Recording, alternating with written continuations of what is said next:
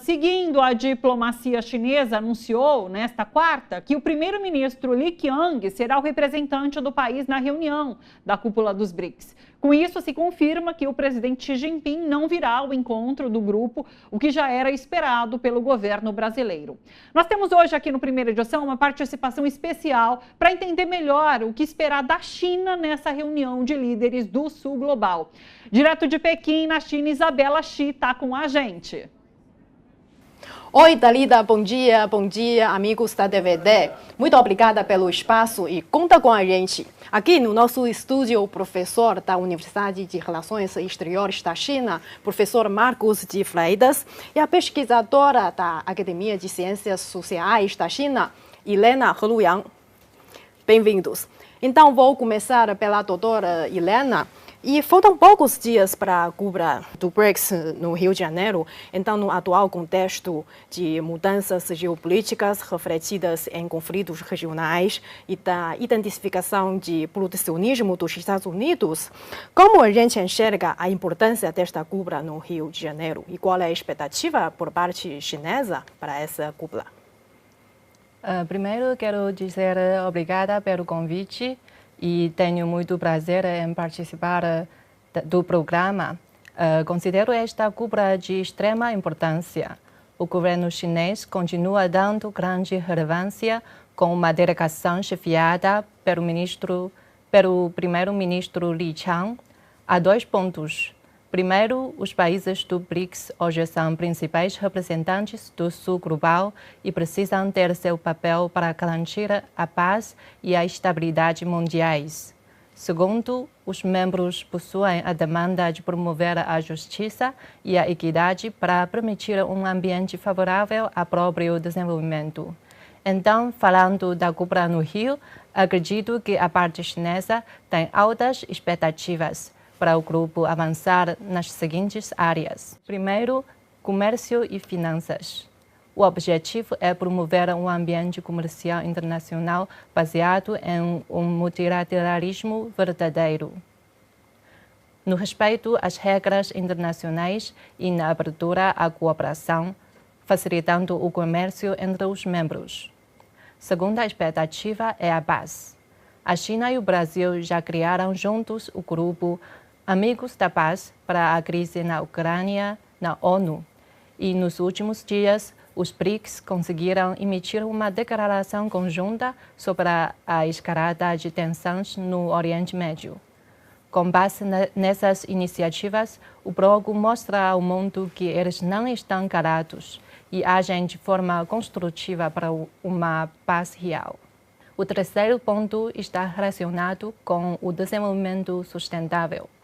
Os países do BRICS têm colaborado de forma prática nos campos de redução da pobreza, agricultura, educação, saúde e transição para energias limpas. Portanto, é mais fácil os participantes alcançar algo nesses assuntos. Além disso, o Brasil sediará a COP30 no final do ano. Então, a pauta é imperdível durante a cúpula. Seria legal que os BRICS cheguem a alguns consensos para, assim, levar uma voz maior nas negociações da COP30.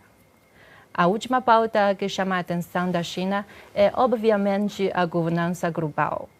É extremamente importante que os BRICS pensem a sério em aumentar o consentimento sobre a reforma das instituições internacionais por meio de amplo diálogo.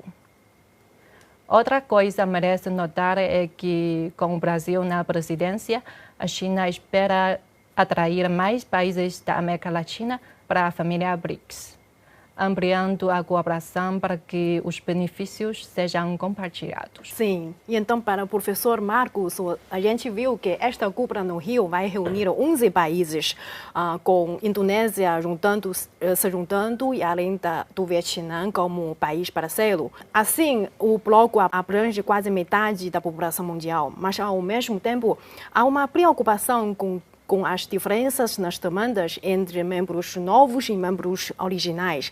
O que o professor acha que o encontro pode fazer para equilibrar essa essa ampliação de representação do bloco como maior plataforma do sul global e melhoria de eficiência de tomada de decisão do BRICS? Eu acredito que essa é a questão mais fundamental desse encontro, né, quando nós pensamos aquilo que está acontecendo. Porque o BRICS inicialmente eram aqueles 5 países que foram constituídos durante aquele tempo e depois vem nesse processo de expansão. A expansão dá para o BRICS a possibilidade de se transformar efetivamente num instrumento novo de governança global. E isso é fundamental, porque se nós olharmos para o passado, nós vemos que estruturas, por exemplo, como o G7, nunca se expandiram. Não é? O G7 é a mesma coisa desde a sua fundação, e o que nós vimos também é que quando houve expansão, houve a inclusão da Rússia por um período de tempo, mas isso não durou tanto assim. E o G7 nunca vai ser um instrumento que reflete a ordem global. Então, por essa razão que o BRICS, como uma propositura de reestruturação da governança global, tem um papel fundamental de ampliar e de representar o mundo. Agora, uma das coisas que eu mais gosto da estrutura do BRICS é o fato de que nós temos uma diversidade que você não observa, por exemplo, no próprio G7. Não é? E isso é fundamental, porque o mundo não é uniforme, ele tem várias características, nós temos várias religiões pelo mundo, nós temos várias culturas, e o BRICS, como instrumento de governança global, tem que refletir exatamente isso. Agora, expandir não é fácil, não é? E sempre que nós comentamos a respeito disso, nós temos que pensar que o crescimento também traz dor. Não é? E o grande problema no processo de crescimento é, em primeiro lugar, você não se perder quanto aos objetivos originais e também assegurar que estes objetivos continuem a ser trilhados e que aqueles que estão entrando também venham a aderir a essa cartilha, a essa perspectiva. Então, como é que se pode fazer isso? Um dos instrumentos fundamentais neste processo todo é, em primeiro lugar, criando algumas coisas que serão comuns. Por exemplo, desenvolver-se matérias e assuntos que são mais comuns aos países e encontrar algum tipo de, não de consenso, mas de maioria nesses assuntos. Nós vemos, por exemplo, que um assunto é a desdolarização, que se fala muito, do comércio internacional. Eu sempre sugiro também que haja um maior intercâmbio entre universitários, né? Alguma coisa parecida com aquilo que os europeus chamam de Erasmus, né? Deveríamos fazer algo semelhante no BRICS, para que haja esta aproximação maior e haja uma agenda que seja mais comum. Mas é óbvio, muita gente usa esta questão da diversidade para dizer que o BRICS não vai funcionar. E eu sempre falo, não existe coisa mais disforme, muitas vezes, do que o próprio G7, o G20, que tem aí países em vários momentos da sua economia e da sua situação política. Então, é importante saber crescer, é importante criar-se um secretariado para a coordenação das coisas e, a partir daí, se transformar realmente num objetivo de reestruturar uma ordem global que reflita diversidade, tanto econômica como populacional, e principalmente o objetivo de fazer com que o mundo vá nesta direção da multipolaridade efetivamente. Sim, felizmente a gente viu que o Brasil, como anfitrião, coloca essas pautas como prioridades. O Brasil que colocou como prioridades 6 pautas, a saber, cooperação em saúde global, comércio, investimentos, finanças, mudanças do clima, governança da inteligência artificial e também questão paz e segurança, desenvolvimento institucional do BRICS. Então, da perspectiva chinesa, já foi feito para apoiar o Brasil na presidência por meio de cooperações bilaterais. Será que o Brasil e China já formam alguma convergência de ações nessas áreas? Para responder a esta pergunta, vale lembrar que durante a visita do presidente Lula à China em maio, os dois lados assinaram uma declaração conjunta em que Beijing reafirmou seu apoio ao Brasil na presidência do BRICS e na organização da Cúpula no Rio.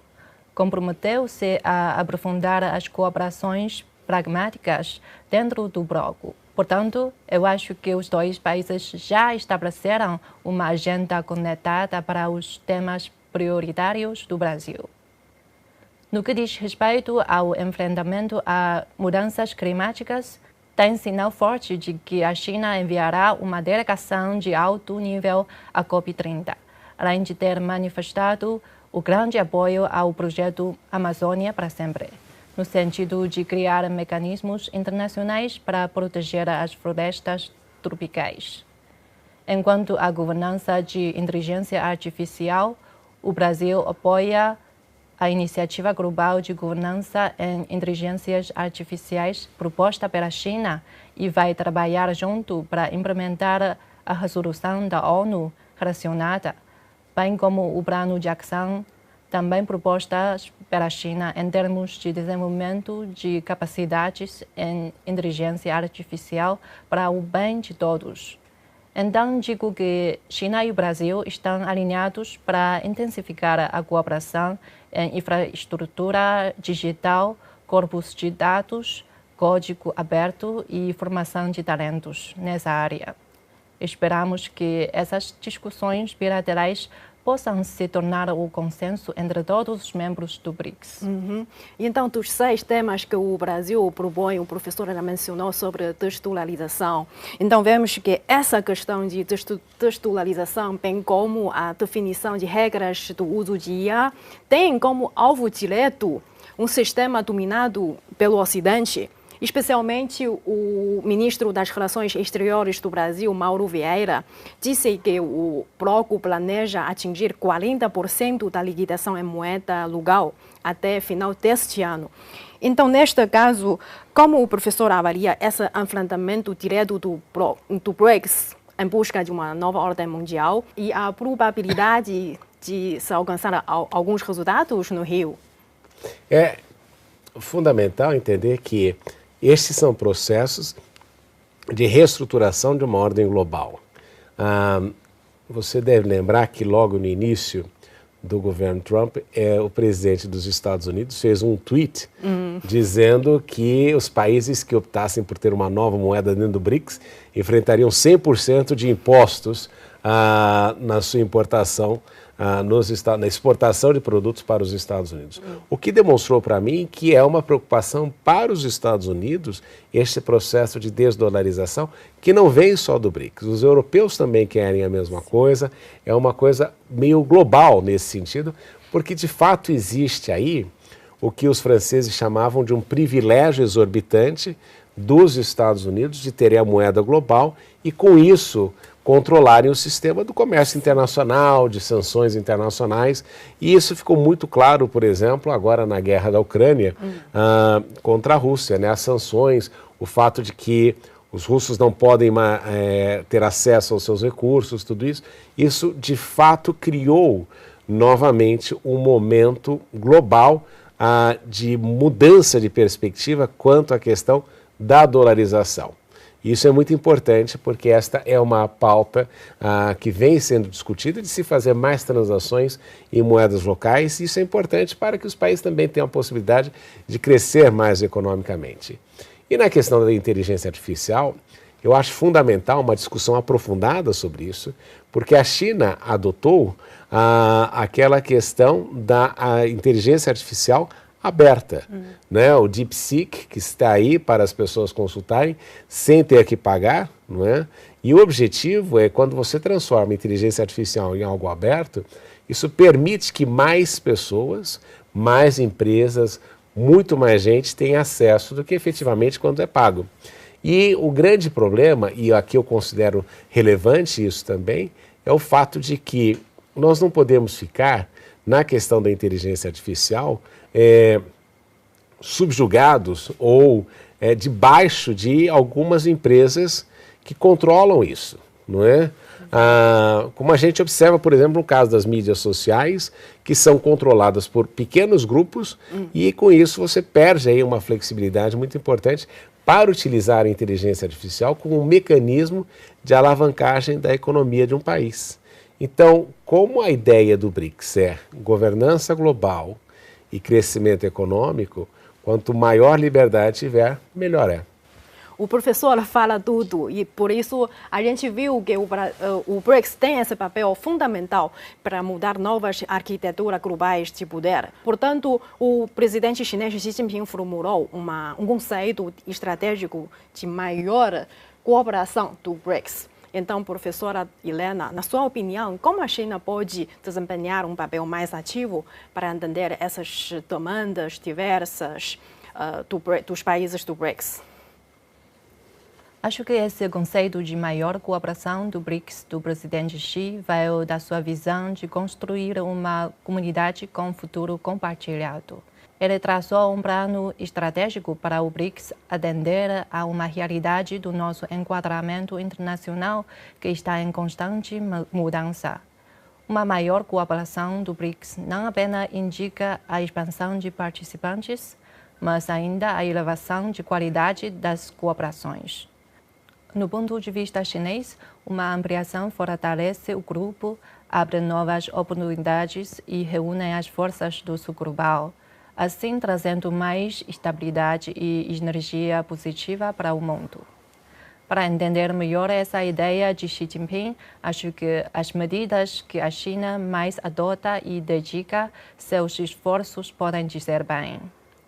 Como mencionamos no início da discussão, fortalecer a segurança coletiva agora se torna uma prioridade do BRICS. A segurança e a paz, na verdade, constituem um pré-requisito para esses países enfrentar outros problemas como o desenvolvimento e a equidade. A China, comprometida com a iniciativa de segurança global, quer trabalhar junto com os países do BRICS para aliviar as tensões na Ucrânia e promover um cessar-fogo em Gaza. O outro foco é a cooperação em inovação e desenvolvimento verde.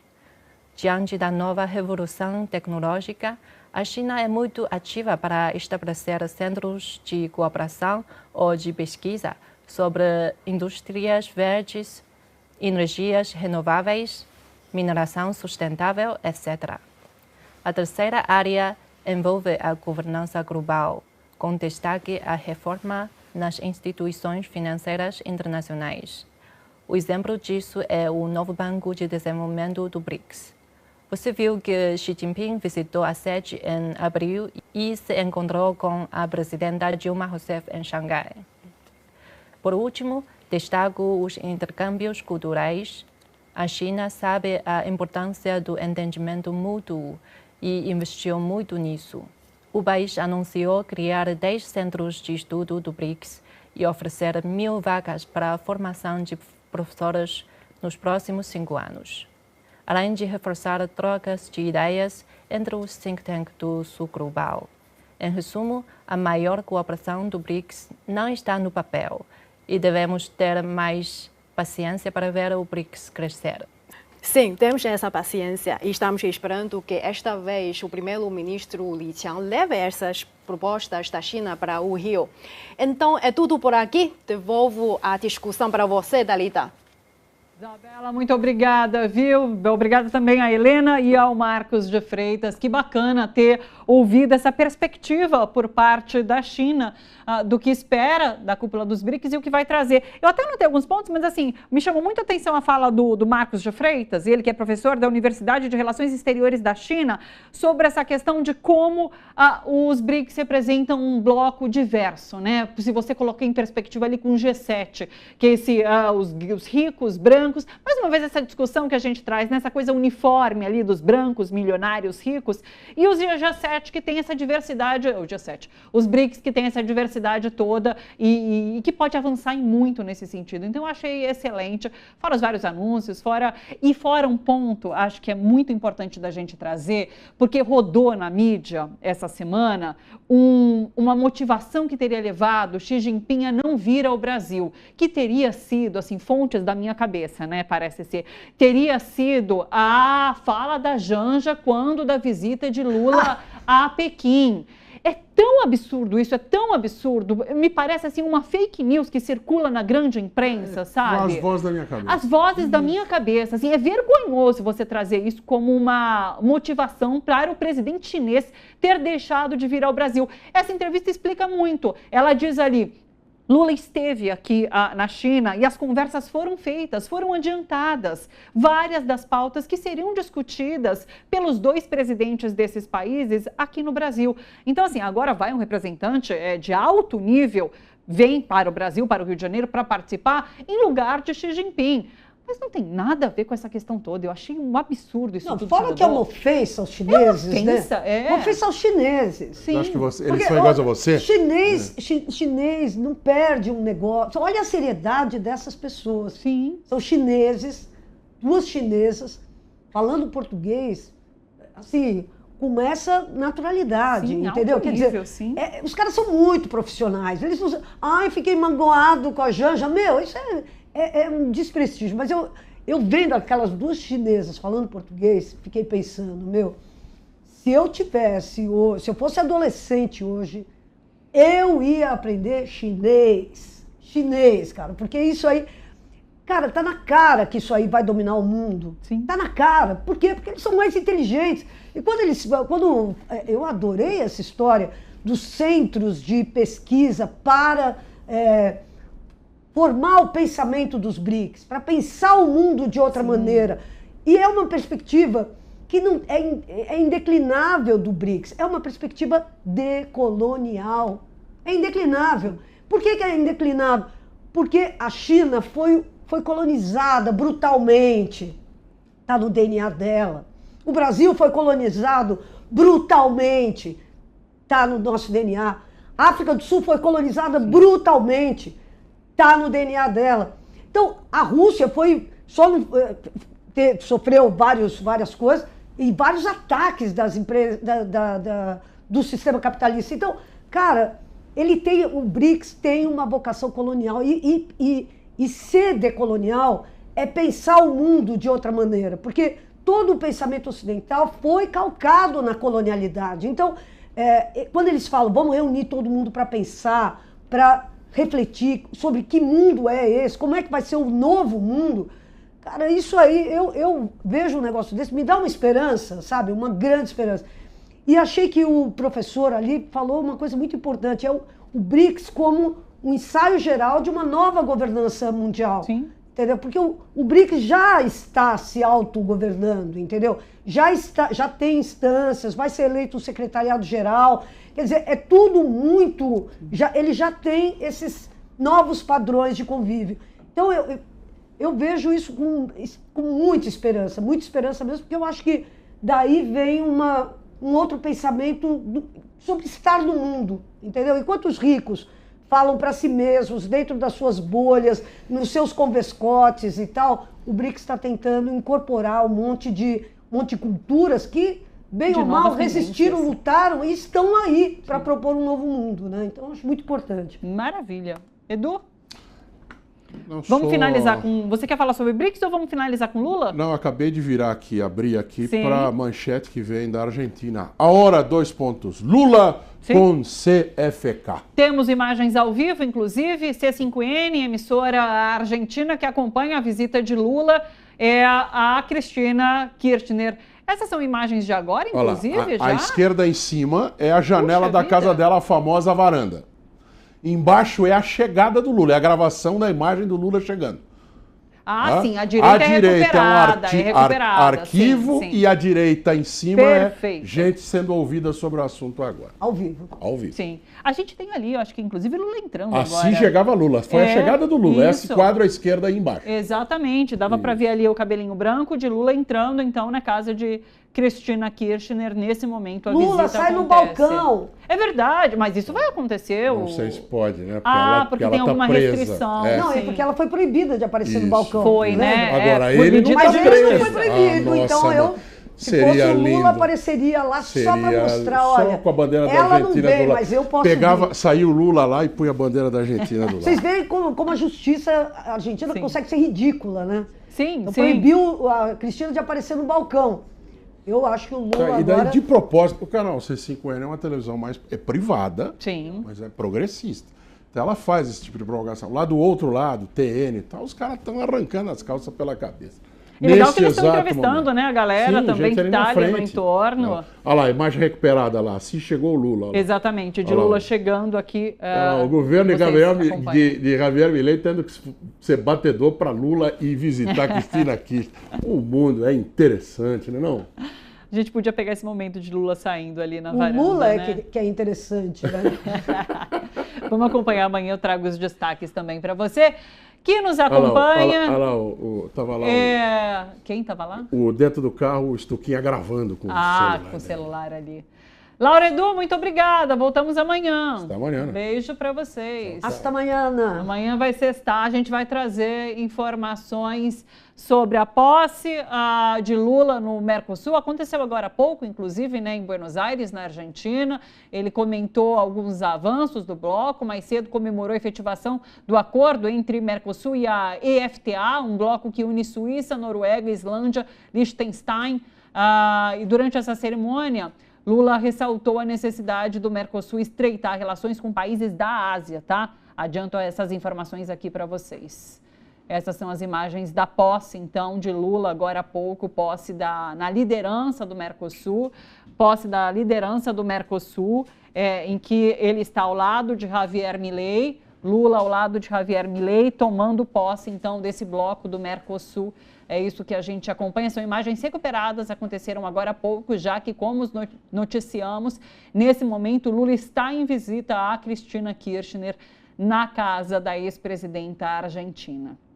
Mais uma vez, você acompanha amanhã todos os detalhes desse encontro aqui com a gente. E BRICS, né? A gente vai trazer também aqui, cúpula dos BRICS, direto do Rio de Janeiro, as principais notícias para você. Mais tarde, às 4 horas da tarde, tem TVT News segunda edição, fica ligado. Eu volto amanhã às 10h30 e aguardo a sua companhia por aqui. Beijo grande, até amanhã. Tchau, tchau.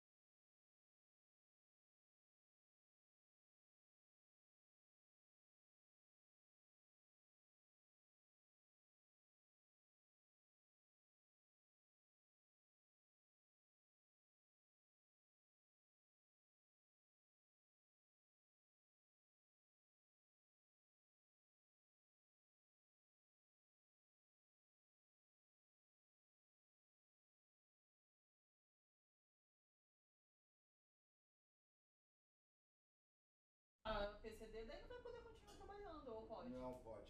Pode? No meu caso, pode. Porque não tá nos planos por enquanto, né, Robson? Ou tá? De parar de trabalhar? Total. Parar de trabalhar quase que nunca, né, cara? Porque, meu, a gente que trabalha do jeito que a gente trabalha a vida inteira aí, Sim. se parar é capaz de adoecer. Mas, assim, daqui uns 2, 3 anos que tá o freio de mão aí. A gente só pensa nisso, de levar uma vida mais modesta daí, né? Porque, enfim, cai a renda, não tem jeito, né? Não, aí eu posso trabalhar com PJ, fechar um pacotinho aí. Isso. Oi, tudo bem?